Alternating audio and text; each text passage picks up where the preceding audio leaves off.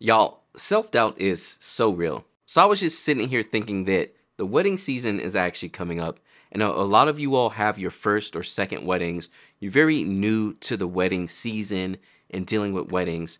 And you might be feeling that self doubt coming up. But I just want to remind you all that self doubt is real, but there are ways to deal with it. So unscripted here, I just really, because honestly, I was in my fields earlier today and I be self doubting. Honestly, almost at every single wedding, I start the day out with just like this feeling of I can't do this or I'm not sure I'm going to be able to. So I want to share with you all 3 tips that should help you out with self-doubt and kind of how I deal with getting through my wedding days as well. The first one being repetition, just knowing your camera and your gear, shooting very often and just being comfortable with the fact that you have the muscle memory to do this. The repetition is going to help you so much because then you can focus on other things. Like when I started shooting weddings, I was shooting an aperture priority because I couldn't handle doing my settings and also doing the wedding day and dealing with couple and the bride getting dressed and the mother of the bride and just so many things. I just couldn't handle all of it at the same time. Until I got all the repetition down under my fingers, I wasn't really able to do it. So when I moved to shooting in manual, I got more comfortable with that so I could think about other things. But you have to do that with the repetition, which you can do through education and learning. While you're learning as well, you can do things like practice street photography to get you used to all your settings. Also too, for education, you can check out some of my new courses, which will be down in the link below. I'm actually working on one for shooting in manual as well. But really just get this stuff under your fingers so that you know it and you don't have to think about it. The second tip is to have a process. Figure out a process for your wedding days. Do not just let them run on their own and everything happen however it wants to. Have a very set process of how you handle everything. By having a set process, you know exactly what's going to happen. So then when things go awry or don't go as planned, at least you already had a process and now you can just focus on what changed. When you don't have a process at all, every single little thing is something that goes wrong, basically, because you don't know what's happening. You're just like, well, I'll wing it. Don't wing it.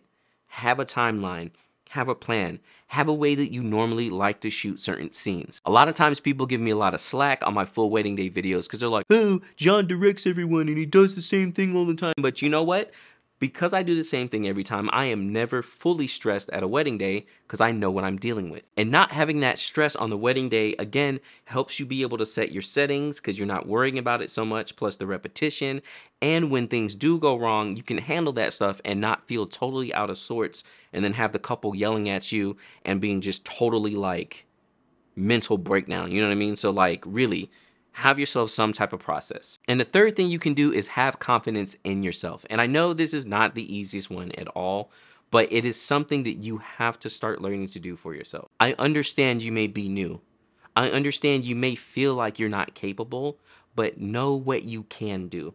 And this is why, again, the first 2 tips line up into your own confidence. When you have all the settings under your finger and you know your camera like the back of your hand, you don't have to worry about that. When you have a process for how you like to shoot your weddings, you don't have to worry about that. And with these 2 foundation blocks, you're able to have much more confidence in yourself and not really have to worry so much about the wedding day. Like really, I see so many photographers just absolutely stressed all the time, and you don't have to be. Learn your camera, repetition, know how to use it, have a plan for the wedding day, be consistent in that plan, stage things as needed and be creative within that. And from all of that, you'll have confidence so that when you're at the wedding day, you're not like, I don't know, am I going to get the shots I need? No, you know you're going to do what you need to do because you do it like XYZ every time.